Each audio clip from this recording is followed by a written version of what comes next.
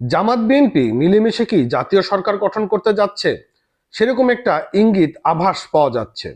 আপনারা জানেন, সবকিছু ঠিকঠাক থাকলে 12ই ফেব্রুয়ারি ত্রয়োদশ জাতীয় সংসদ নির্বাচন অনুষ্ঠিত হতে যাচ্ছে এবং সেই নির্বাচনকে ঘিরে জামাতে ইসলামের পক্ষ থেকে বেশ কয়েকটি প্রস্তাবনা এসেছে। সে সকল প্রস্তাবনার মধ্যে বলা হয়েছে, আগামী দিনে যারাই সরকার গঠন করুক না কেন, জামাত এবং বিএনপি তারা মিলেমিশে একটি জাতীয় সরকার গঠন করতে চায়। এরকমই ইঙ্গিত এসেছে জামাত ইসলামের পক্ষ থেকে। আপনারা জানেন, বেগম খালেদা জিয়ার মৃত্যুর পর জামাত ইসলামের শফিকুর রহমান তিনি বিএনপির ভারপ্রাপ্ত চেয়ারম্যান তারেক রহমানের সঙ্গে বৈঠক করেছেন এবং সেই বৈঠকে ঘিরে তারা নানান আলোচনাও সেখানে হয়েছে এবং সেই আলোচনার মধ্য দিয়েই জাতীয় সরকার গঠনেরও একটি ইঙ্গিত বা আভাস পাওয়া যাচ্ছে। আগামী দিনে জাতীয় সরকার গঠনে বাংলাদেশের মানুষের বা সাধারণ মানুষের কি ভাগ্য নির্ধারণ হবে কিনা। এদেশের সাধারণ মানুষ সাধারণত যে বিষয়গুলো চেয়ে থাকে, দেশে কোনো হাঙ্গামা, দাঙ্গা বা কোনো ধরনের অরাজকতা, দেশের সুষ্ঠু আইন শৃঙ্খলা এবং দ্রব্যমূল্যের যে নিয়ন্ত্রণ, সেটি এদেশের জনগণ চায়। এখন জামাত এবং বিএনপি তারা মিলেমিশে সুন্দর রাষ্ট্র গঠনের ক্ষেত্রে এই ভূমিকাটা পালন করতে পারবে কিনা। বন্ধুরা, যুগান্তর পত্রিকা একটা নিউজ প্রকাশ করেছে। আমি যদি আপনাদের সেই নিউজের কিছু অংশ শোনাই, তাহলে আপনারা অনেক কিছুই বিষয়টা ক্লিয়ার হতে পারবেন। কি বলছে দেখুন।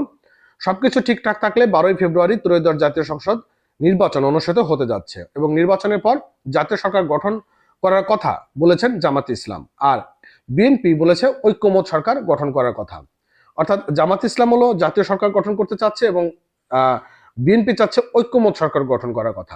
প্রশ্ন উঠেছে, বিএনপি ও জামাতের দুটি প্রস্তাবের মধ্যে কোনো যোগসূত্র আছে কিনা অথবা কোনো পার্থক্য আছে কিনা, সেটি এখন খতিয়ে দেখা হচ্ছে। সম্প্রতি বিএনপির ভারপ্রাপ্ত চেয়ারম্যান তারেক রহমানের সঙ্গে এক বৈঠকের পর জামাতের আমির শফিকুর রহমানের বক্তব্য ঘিরে জাতীয় সরকার গঠনের প্রশ্ন নতুন করে আলোচনায় আসে। যদিও সেই বৈঠকে জামাতের আমির সুনির্দিষ্ট কোনো সরকার কাঠামো গঠনের কথা বলেনি, কিন্তু তার বক্তব্যে বলেছেন নির্বাচনের পরপরই সরকার গঠনের আগে তারা বিএনপি নেতাদের সঙ্গে কথা বলতে চান এবং তারা জাতির স্থিতিশীলতার স্বার্থে সিদ্ধান্ত নিতে সবাই মিলেমিশে কাজ করবেন।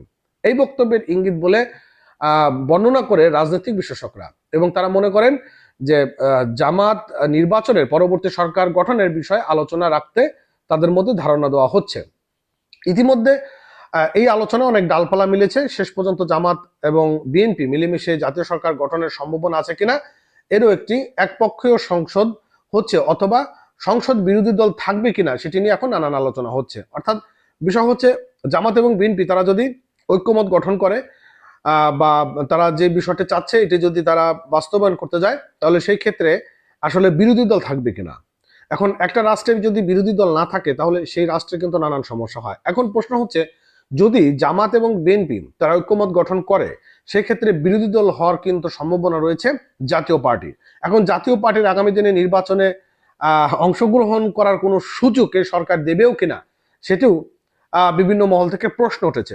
হয়তোবা তাদের কোনো বাধা বিপত্তি নেই, কিন্তু ভোট দান ক্ষেত্র বা ভোট ক্ষেত্রে অনেক বাধাগ্রস্ত তৈরি হয় কিনা, এ সকল নানান ইঙ্গিত নানান বিশ্লেষকদের মধ্যে উঠে এসেছে। এখন আপনার কাছে কি মনে হয়, আসলে জাতীয় সরকার গঠন করা ক্ষেত্রে আপনি একমত রয়েছেন কিনা? তা বন্ধুরা অবশ্যই কমেন্ট করে জানাবেন।